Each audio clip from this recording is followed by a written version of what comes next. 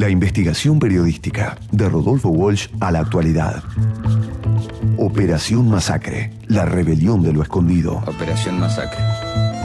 El primer programa de radio dedicado a los libros que molestan al poder. Operación Masacre, la rebelión de lo escondido. Con Silvia Mercado, en la 1110.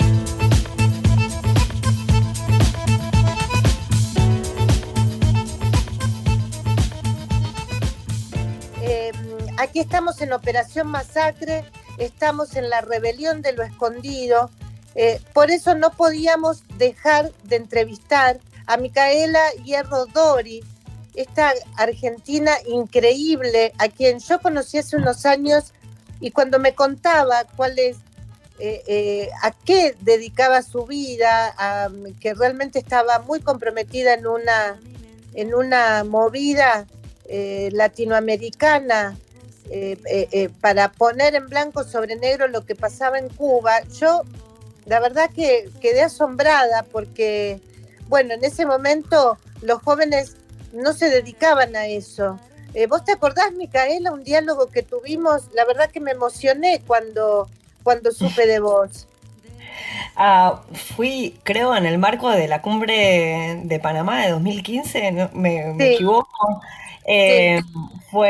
Sí, yo en ese momento presidía la Red Latinoamericana de Jóvenes por la Democracia, donde reuníamos jóvenes de la mayoría de los países latinoamericanos, de 20 países de América Latina, que eran activistas, donde, bueno, mi trabajo también consistía en apoyar a esos activistas que defendían la democracia en algunos países, como una lucha mucho más dura, como son los casos de Venezuela, Nicaragua y Cuba, y otros, bueno, en países como que uno dice la democracia está todavía sigue vigente, pero bueno, luchando para fortalecerla, como denunciando corrupción, ¿viste? Logrando denunciar cualquier abuso de poder que ponga en riesgo la democracia, porque la democracia nunca hay que darla por hecho. Así que sí, recuerdo perfectamente ese encuentro con mucho cariño, porque fue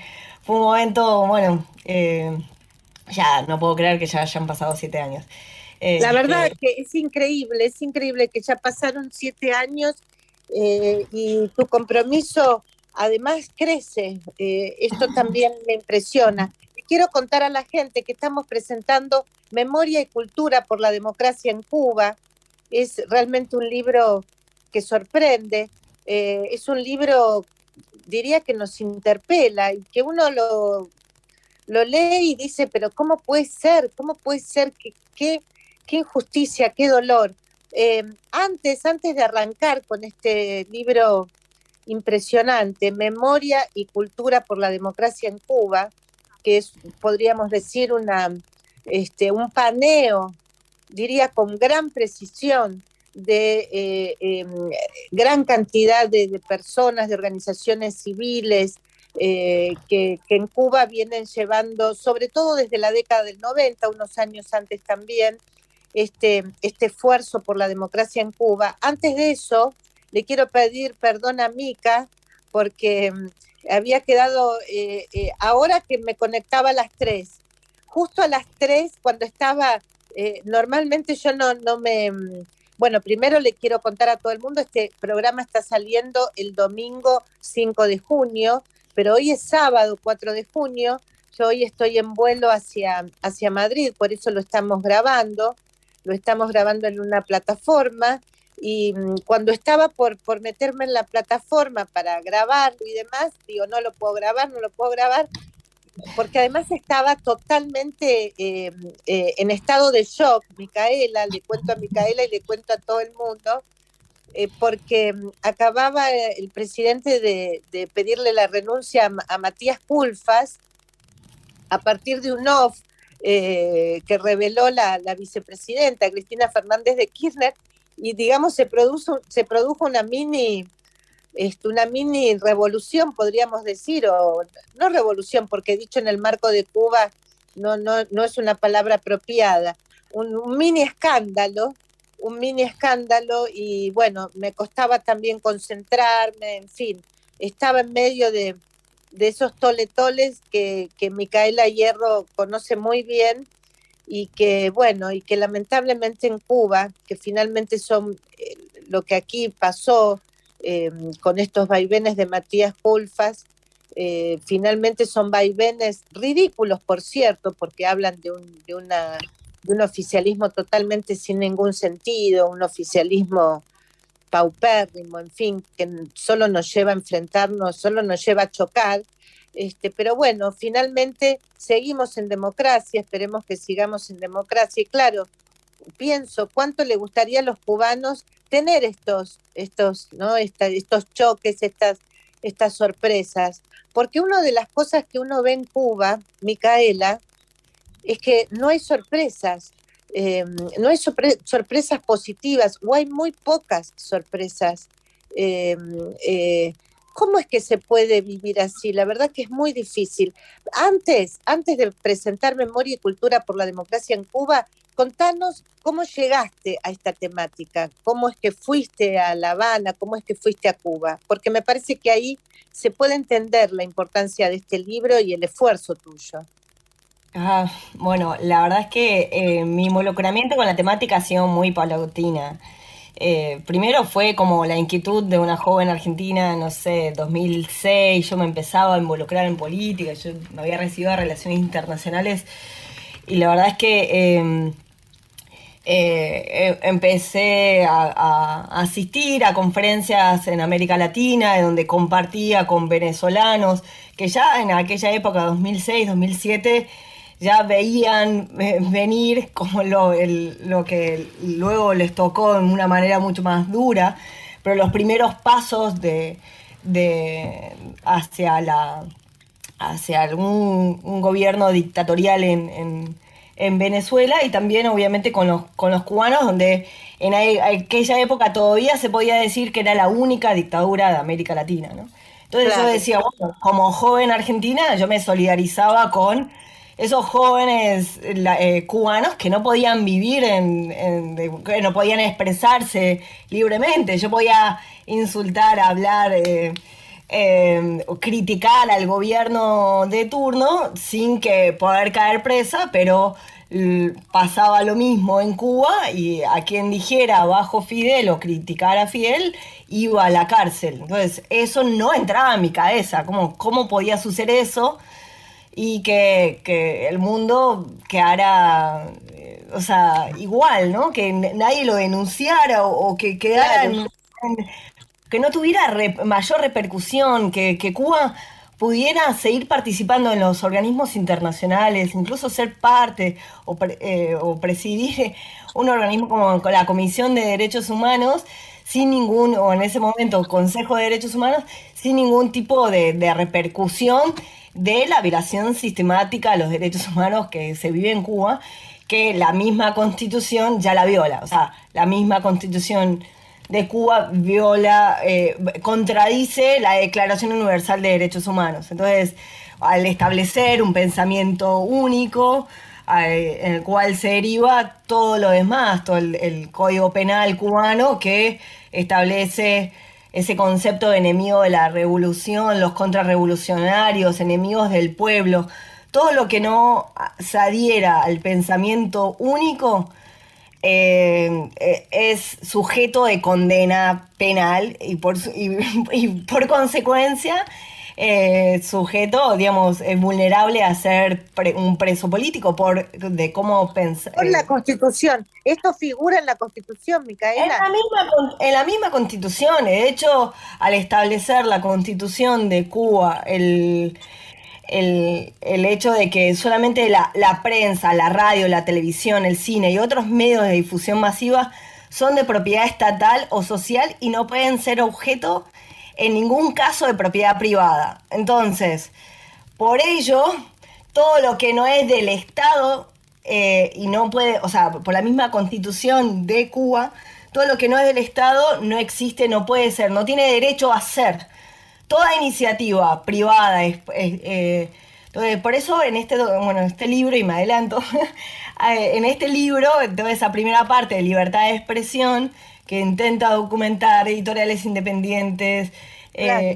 espacios, revistas, diarios que surgían lo más rudimentarios con las herramientas que tenían o disponían, que crear ese espacios privados, iniciativas privadas, eran perseguidos, digamos, censurados, digamos, con cárcel, forzados al exilio a quienes lo impulsaban, etcétera, etcétera, etcétera. ¿Cuándo fue Entonces, el primer año, la primera vez que viajaste a Cuba? mi primer viaje fue en el 2009. Luego, ahí conocí a Hilda Molina, de hecho, en su Todavía propia estaba casa. Hilda Molina, todavía estaba En, Hilda Molina en Cuba. sí, la conocí allí en su casa, conocí a su mamá estando allá. Ella, de hecho, me ayudó a reunirme con otros referentes que, bueno, hoy como no están, Laura Pollán o, bueno, o la bloguera conocida, Joanny Sánchez. Tony Sánchez, ¿dónde está? No, Joanny vive todavía en el piso 14 de su departamento. De hecho, su, su diario, ella dirige un diario virtual que se llama 14 y medio por su departamento, la ubicación de su departamento, el piso 14. No, vive junto a su esposo, Reinaldo Escobar, y dirige allí. Obviamente, ella se dedica al periodismo dentro de lo que se puede. Muchas veces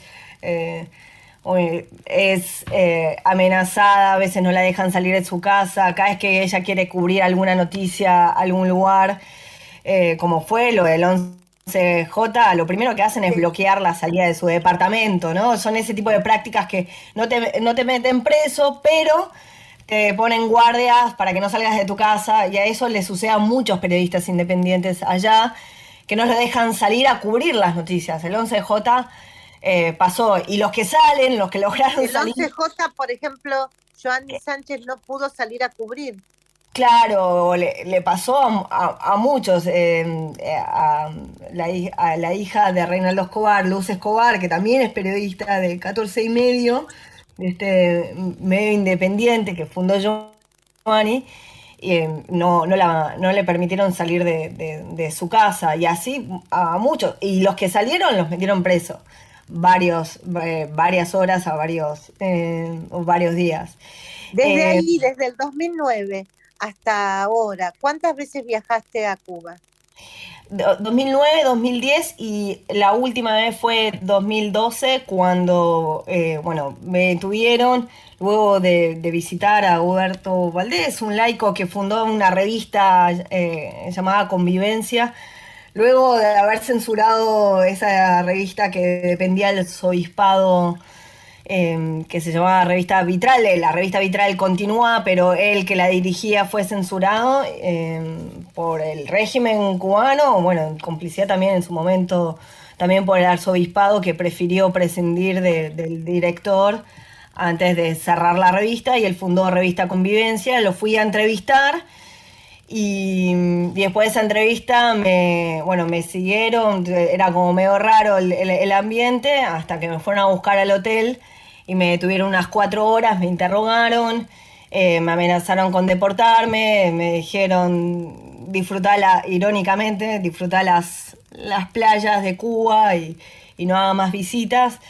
Lo cual lo hice un par de días como para bajar el perfil, pero cuando veía que me seguían siguiendo, de hecho estaban constantemente los agentes de seguridad del Estado sin disimularme, dije, "Oh, yo hago lo que vine a hacer a Cuba, que yo quería seguir haciendo entrevistas a personas, referentes de la sociedad civil, y lo seguí haciendo. De hecho, ahí conocí a Gómez Manzano, que es un abogado y un activista referente ya desde la década del 90, y a Madrazo, que es un referente, es un afro-cubano que lidera un grupo, CIR, que es un grupo que aboga por los derechos de los afrodescendientes en Cuba.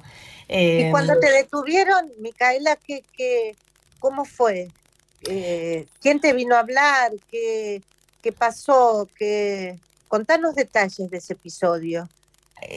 me vinieron a buscar al hotel. De hecho, yo estaba por salir para hacer una excursión, porque yo alternaba realmente visitas turísticas con las entrevistas. Y me vinieron a buscar un agente del Ministerio del Interior, del MININT, que ahí hay, bueno, la seguridad del Estado, los agentes de inteligencia, que es el G2, articula con el Ministerio del Interior, y me dijeron que había un problema migratorio, y entonces me pidieron el pasaporte, y yo, bueno, un problema migratorio. ¿Te sacaron el pasaporte? Me sacaron el pasaporte, me retuvieron el pasaporte, me dijeron, pero ¿qué pasa? Yo preguntaba, ¿qué pasa? Vos sabés qué pasa, me decían. Y yo digo, ¿cómo que yo sé qué pasa? Me dice, vos sabés qué es lo que hiciste. Como dando al lugar que la que yo había hecho algo malo. Y en cualquier país libre del mundo, ir a visitar a una persona y entrevistarlo no es delito. Entonces yo, con mi conciencia tranquila, seguía indagando de por qué tenía que interrumpir mi recorrido turístico para acompañar a esta gente, que de hecho me llevó en una patrulla hasta unas oficinas, me hizo esperar, me retuvo también todo mi equipaje. Yo estaba como de mochilera, estaba en mi mochila. Me revisó toda la mochila, y me interrogó, y otros 2 agentes me interrogaron durante horas de qué había ido a hacer.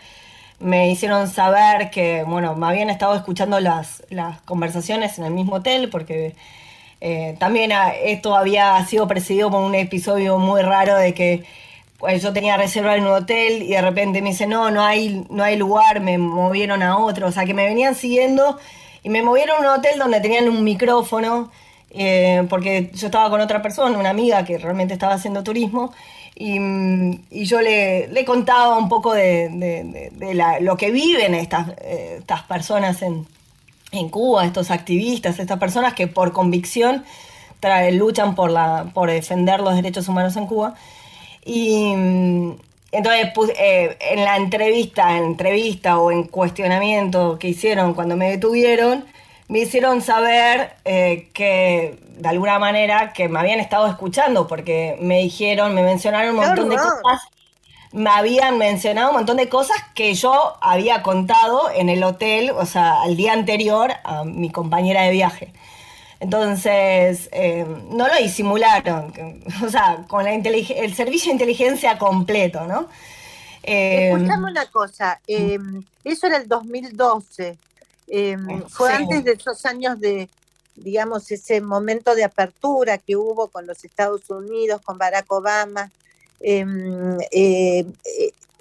¿Vos qué sentiste? O sea, ¿creías que te iban a apresar de verdad quiero Yo, decir, la que te verdad iban que a sacar el pasaporte, que no ibas a poder salir o realmente, bueno, que se iban a moderar? ¿Cuál era tu sentimiento en ese momento? uno actúa siempre con la convicción de que uno no actúa mal, ¿no? De que Claro. yo entrevistar, ellos me querían hacer saber que yo había violado mi estatus migratorio al hacer entrevistas. Y yo estaban visitando, como que yo tengo que pedir permiso especial. Dice, yo fui, o sea, es como vos viajás no sé, a Chile y haces entrevistas y vos pedís permiso al gobierno chileno por hacer entrevistas. No, obvio que no. Y cuando les decías eso, ¿qué Obviamente te no. decían ellos? Entonces, es como que yo le tenía que haber pedido permiso al gobierno cubano para hacer entrevistas, entonces yo había violado mi estatus migratorio. Y eso en un país libre, eso no sucede. Entonces, con esa convicción, a mí, yo miedo jamás tuve. Claro, genial, Digamos, genial. si Y me quieren. cuando les decías eso, Micaela, decís, mirá, en cualquier país libre no se piden entrevistas no se pide permiso para hacer entrevistas. ¿Ellos qué te decían? ¿No te decían, sí, bueno, pero acá es distinto? Nada, No, seguían con su te discurso. me decían como no te sabes con quién te vinculas, te estás vinculando con enemigos del pueblo, con terroristas. Digo, no, que yo sepa, yo me había reunido con un laico, convicción, digamos, yo soy católica, él es católico, compartimos también cosas de la fe, digamos, Claro. de que,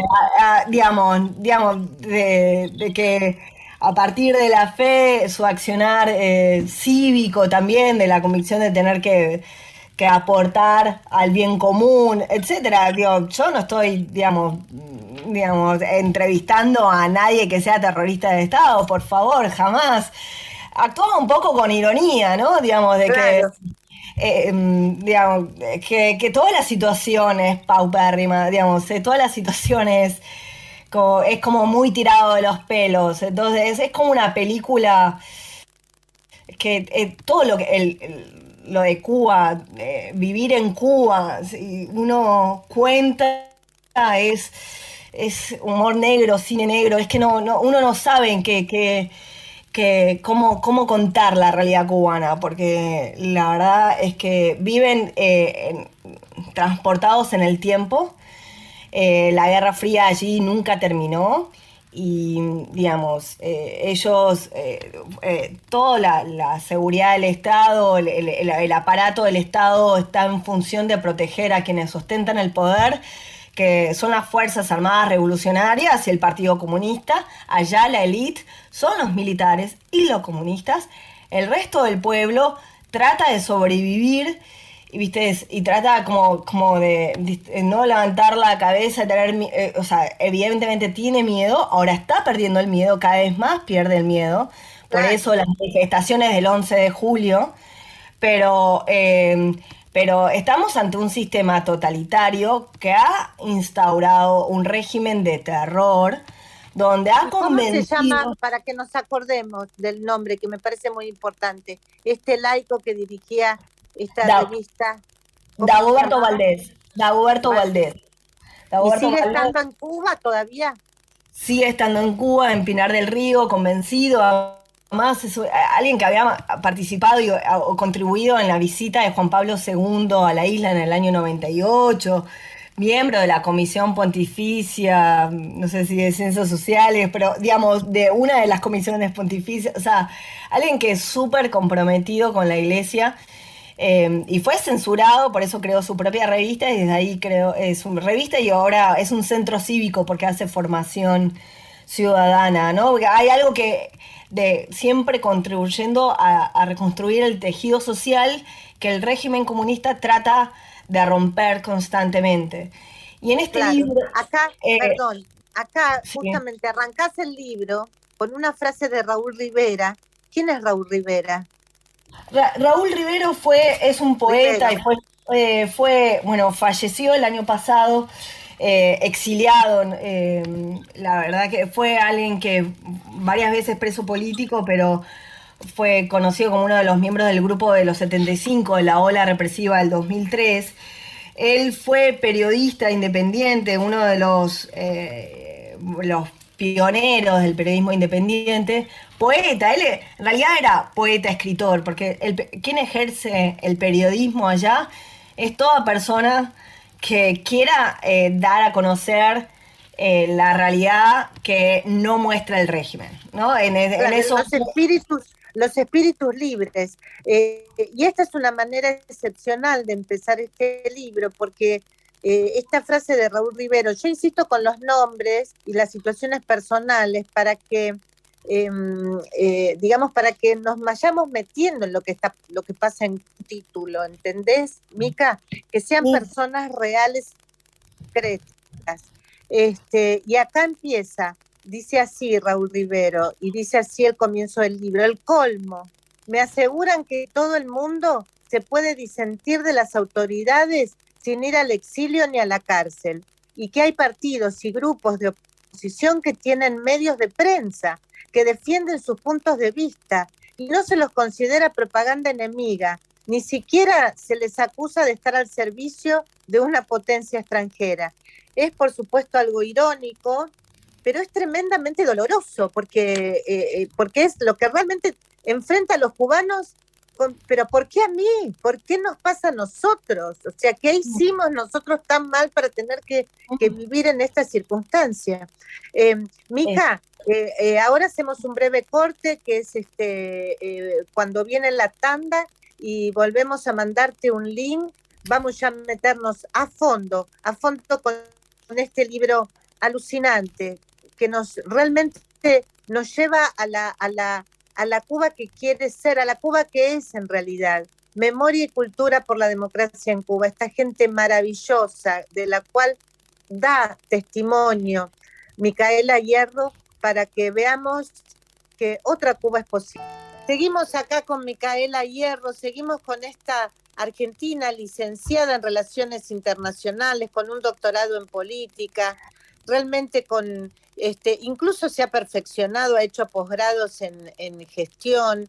La verdad que es una joven, podríamos decir, sí, porque es re joven Micaela, con un compromiso muy especial a favor de la democracia desde muy chica, algo que realmente emociona, realmente nos pone de muy buen humor. Ya me puso de buen humor en ese momento.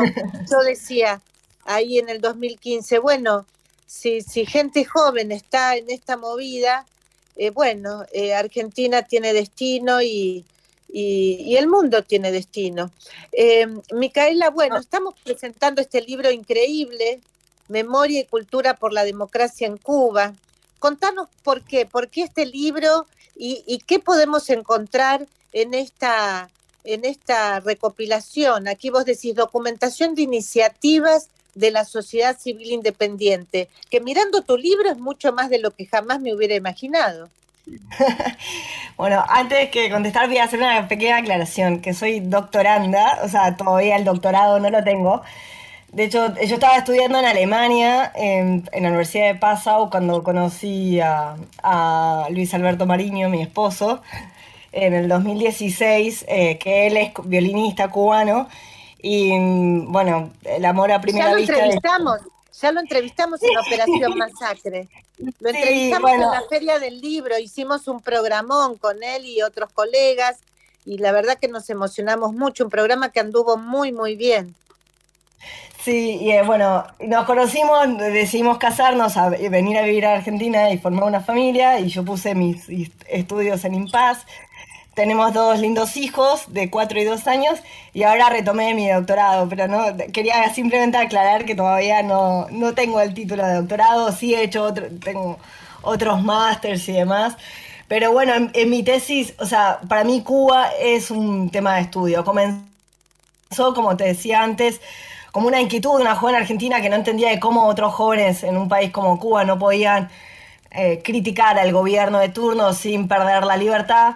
Entonces, de eso esa curiosidad fue increyendo hasta, bueno, los viajes y empezar a entrevistar y demás, involucrándome hasta que, bueno, en el 2012, fines del 2012, inicio de 2013, fundé la Red Latinoamericana de Jóvenes por la Democracia, que primero tenía como objetivo, solidarizarnos con la realidad cubana. Luego, bueno, el contexto cambió con Venezuela, etcétera. Fue ampliándose los objetivos de esa red. Y bueno, cuando me casé con Tito, volví a Argentina, fundé Cultura Democrática. La red la siguen liderando jóvenes. Hoy, ya con 42 años, ya no me considero tan joven, pero seguí estudiando la realidad cubana desde los estudios, de hecho, desde Passau. Y ahora es objeto de estudio y de investigación en el marco de Cultura Democrática, un proyecto que le dimos nombre como este libro, que se llama Memoria y Cultura por la Democracia en Cuba, tenía como objetivo visibilizar todo lo que se venía haciendo de la sociedad civil y especialmente desde el mundo artístico e intelectual, distintas iniciativas por la democratización en Cuba. Y ahí empezó la verdad, esta investigación fue creciendo, tomando unas magnitudes que la verdad que ni yo misma me lo puedo creer. Yo siempre digo que este libro es un libro colaborativo y testimonial. Testimonial porque realicé más de 40 entrevistas, de las cuales hice simplemente una selección y dejé enteras porque me parecía que esas 10 entrevistas que están en la cuarta parte del libro, valía la pena que lean directamente al protagonismo sin que yo toque una palabra. Pues el resto de las entrevistas están citadas durante el libro, digamos, fueron fuente para escribir lo que escribí. Pero testimonial por eso, porque bueno, fue basado a las mismas historias de los activistas que ellos me contaban. Pero luego digo que es colaborativo porque algunos de ellos a quienes entrevisté se entusiasmaron con el proyecto y comenzaron a hacerme recomendaciones que incluya tal información, tal otra. Me pasaban contactos, me pasaban documentos que si vos buscás, no hay otras fuentes que los cite, libros, revistas, o no los encontrás en internet. Salen realmente de las computadoras de los mismos activistas. Entonces yo quería rescatar toda esa historia, todas esas iniciativas, y por eso el subtítulo del libro, que es documentación de estas iniciativas, porque para mí no quería que se pierdan y que incluso sea material de consulta para los activistas de hoy, para dar a conocer muchas, o sea, por ejemplo, desde el 27N, de esa manifestación de artistas, que fueron más de 500 personas frente al Ministerio de Cultura del 2020, que ya fue un hito que marcó muchísimo la historia de Cuba, digamos. Muchos de esos artistas que recién se involucraban, indignados por lo que sucedían con sus colegas del movimiento San Isidro, y le reclamaban al ministro de Cultura que bueno, que los liberen, etcétera. De ahí surgió todo un debate sobre el diálogo, ¿no? Sobre si dialogar o no con el régimen.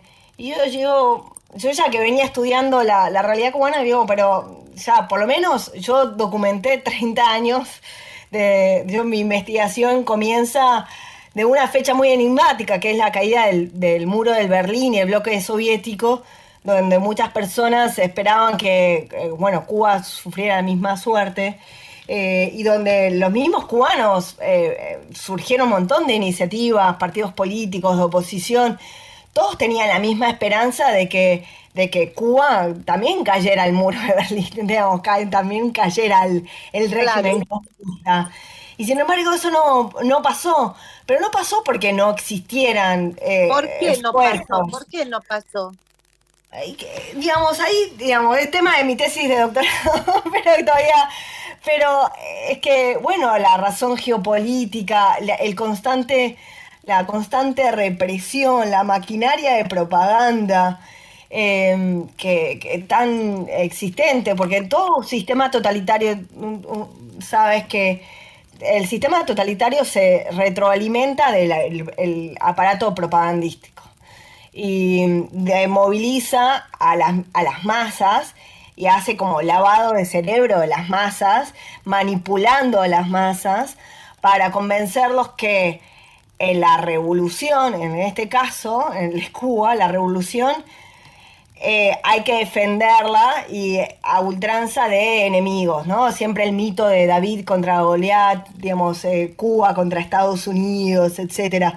Reconstruye un montón de mitos. El aparato de propaganda instauró el mito de El Che Guevara y lo hizo mundial, haciendo a El Che Guevara como un héroe cuando era sanguinario y gozaba, y él mismo reconocía en sus escritos que él gozaba y le tomó el gustito a matar, ¿no? Y él fusilaba no solamente a los batistianos, las fuerzas de Batista, sino a los propios, ¿no? Digamos, la revolución se traicionó al día siguiente que pisaron La Habana. A los 4 meses existía un Hugo Matos, que era comandante de la revolución en Sierra Maestra, que ya estaba denunciando que la revolución cubana no venía para instaurar un sistema democrático, sino otro régimen dictatorial. Bueno, Hugo Matos estuvo preso 20 años y cuando lo liberaron lo forzaron al exilio. Entonces, Un horror. eso. Ahora, Mica, es muy interesante porque vos hiciste acá hay una recopilación que no está en ningún lado, que por cierto es académica porque sirve para nuevos estudios, también sirve, como vos muy bien decís, para los mismos activistas hoy, para que se den cuenta que hay una historia atrás de todo esto. Eh, eh, pero quisiera que nos cuentes 2 episodios eh, para refrescarnos, para conocer nosotros cómo era la vida en Cuba en 2 momentos. Por un lado, cuando se da esa apertura, cuando Barack Obama incluso viaja a La Habana, qué es lo que pasa ahí. Y después, cuando viaja el hoy Papa Francisco, bueno, no, viajó como Papa además, eh, bueno, que se esperaba incluso que tuviera, que recibiera a las madres del pañuelo, no sé, creo que se llama Madres del Dolor, no me acuerdo cómo se llaman, o del pañuelo blanco, y no las recibió. Una cierta frustración que se ha vivido en el mundo por la actitud que tomó, no sé cómo se vivió en Cuba. ¿Qué nos podés decir de estos 2 episodios? A ver, del viaje a ver, el anuncio de la reconstitución de, de las relaciones diplomáticas entre Cuba y Estados Unidos se dio en diciembre de 2014. El viaje de Barack Obama se da meses después, en el 2015. Ya eso fue un cimbronazo. Ahí incluso los mismos activistas en el libro dan testimonio de algunos que estaban contentos, otros como temían que en realidad Raúl Castro manipulara todas las negociaciones y que no fuera una apertura real, ¿no? Raúl Castro asume el poder 2006, 2008, primero temporalmente, después ya como designado formalmente entre la enfermedad de Fidel Castro y después, bueno, ya como designado formalmente, pero de nuevo, como si fuera como si fuera una monarquía, ¿no? Que se lo pasa de hermanos, porque no hubo una elección libre. Esa apertura, de hecho mis viajes se dan ya en el marco del gobierno de Raúl Castro, no es tal, eran siempre como aperturas que era como denunciaba Osvaldo Payá, que eran aperturas fraude, que no terminaban de reconocer los derechos humanos. Daban ciertas libertades económicas, por ejemplo, creo que, digamos, liberó digamos, expulsó, digamos, del empleo público más de 10.000 empleados públicos, porque no tenía económicamente cómo sostener ese empleo público, y creó el emprendedurismo, el cuentapropismo, como el término cubano. Claro, entonces, pero antes no se podía, no se podía. El emprendedurismo no era. Entonces regula el cuentapropismo. No solamente que no le paga. Incluso no se podía pescar, no podías pescar y comer tu propia comida, una cosa espantosa. Está prohibida la venta, la pesca libre, digamos. Si vos vas y pescás, si el cubano va con su caña de pescar, como uno va acá a la costanera, eso es ilegal, digamos. Eso es pesca ilegal y puedes ir a la cárcel. Tenés que tener permiso para pescar. Entonces, toda actividad económica es censurada, porque es el control, ese es el aparato de control de un gobierno totalitario que es más que dictatorial.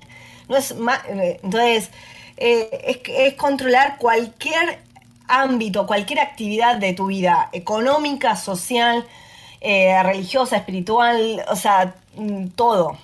Entonces, o sea, viaja Obama, se retoman las relaciones diplomáticas entre Cuba y Estados Unidos y no cambia nada. Y siempre, que se crea muchísima expectativa, pero no son acompañados. De hecho, por eso también el fracaso de los avances de la negociación, porque eso implicaba una mesa de negociación entre delegación del gobierno de Estados Unidos y el de Cuba, y el gobierno de Cuba nunca terminaba de conceder las cosas que pedía el gobierno y conceder que eran concesiones no al gobierno de Estados Unidos, Claro, sino concesiones al pueblo cubano, que eran claro. más derechos, más libertades económicas y más libertades sociales. No es que el gobierno de Obama pedía más cosas, más condiciones para a favor del gobierno de Estados Unidos, sino más condiciones de libertad hacia los mismos cubanos. Entonces ahí uno ve cuál es el verdadero bloqueo. El bloqueo viene del gobierno totalitario de Cuba hacia el pueblo cubano, que no puede hablar libremente, que no puede comerciar libremente. Entonces, cada gobierno extranjero que quiera establecer un vínculo normal, obviamente hay cimbronazos, porque siempre están condicionados esos vínculos, porque cuando una dictadura se vincula con una democracia, no están hablando el mismo lenguaje. O sea, entonces, el mundo democrático choca contra el gobierno totalitario de Cuba. Le pasa también a la Unión Europea, con el tema de la posición común, etcétera. A veces van, Mica, ¿cuál es y la mejor vayamos a la estrategia? visita, vayamos a la visita de Francisco. ¿Qué fue lo que pasó? ¿También fue una frustración? Y bueno, la visita del Papa Francisco yo la pondría en contraposición con la visita de las otras dos visitas papales, la de Juan Pablo II en el año 98 y el 2012, la de Benedicto XVI. Cuando viaja en septiembre de 2015, Papa Francisco, a diferencia de sus dos antecesores, él en ninguna de sus intervenciones habló de derechos humanos. Cosa que de alguna manera no le marcó la cancha al régimen, como sí lo hizo Juan Pablo II y Benito Juan Pablo XVI. II tenía muy claro quién era uno y quién era el otro. Lamentablemente tenemos que terminar. Un mensaje para este próximo 11 de julio. Viene un momento muy crítico seguramente para los cubanos. Están saliendo a las calles, están metiendo presa a la gente de nuevo. Contanos, por favor, cómo se está viviendo y qué tenemos que esperar. A un año de esas manifestaciones hay más de 1000 presos políticos por simplemente el hecho de querer manifestarse libremente y pacíficamente por las calles de más de 50 ciudades de Cuba.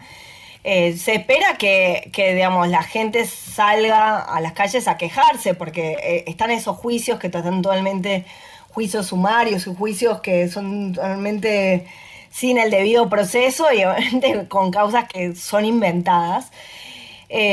Digamos, se espera que haya una movilización tanto de adentro como de afuera, los cubanos de afuera.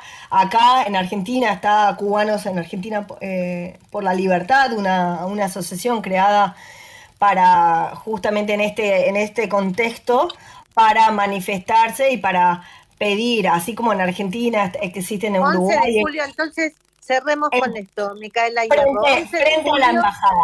Frente a la 11 embajada de julio, 11 de julio nos movilizamos en frente de la Embajada de Cuba a un año de las movilizaciones del 11 de julio y cuando todavía hay más de 1000 presos políticos en pésimas condiciones, torturados, vejados, gente que, artistas, gente humilde, gente que quiere jóvenes, lo mejor para Cuba. Mujeres, madres de familia, ancianos, todos esos presos, o sea, madres que han tenido niños, bebés que han dejado de amamantarse porque su madre había salido a manifestarse y está aún presa.